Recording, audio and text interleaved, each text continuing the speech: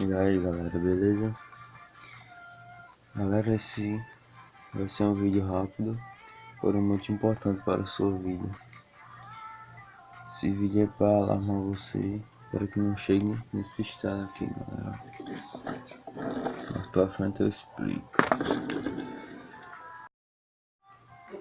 Então galera, começou a fazer um barulho na correia, né? Aí depois fui investigar. Era a polia tensionadora, igual essa aqui que vocês estão vendo.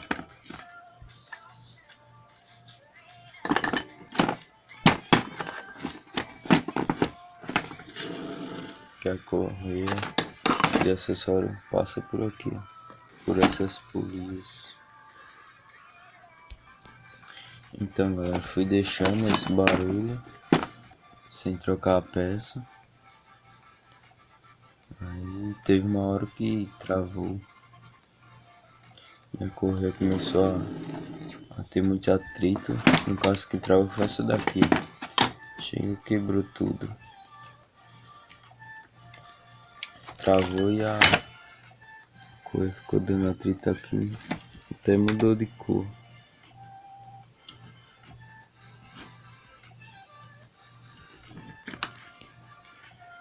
A correia começou a fumaçar, se desintegrar.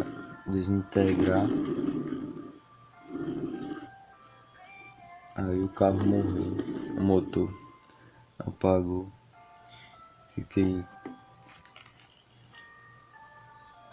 Aí o motor apagou, fiquei com freio, direção, como era hidráulico, fiquei tudo duro, pedal de freio.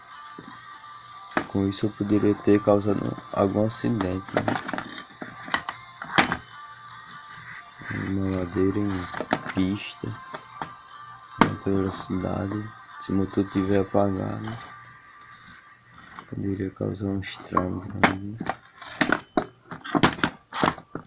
Então tome cuidado com isso. Ouvi algum barulho e descobri que é na polia, rolamento da polia, troque com emergência, urgência, pois pode causar um acidente se uma polia dessa travar e fazer com que o motor desligue. Então é isso, galera. Aqui travou por essa. Esse daqui não trava, mas já tá fazendo barulho. Futuramente ela ia travar também. Portanto, tome cuidado na manutenção. E é isso aí, é nóis. Tamo junto.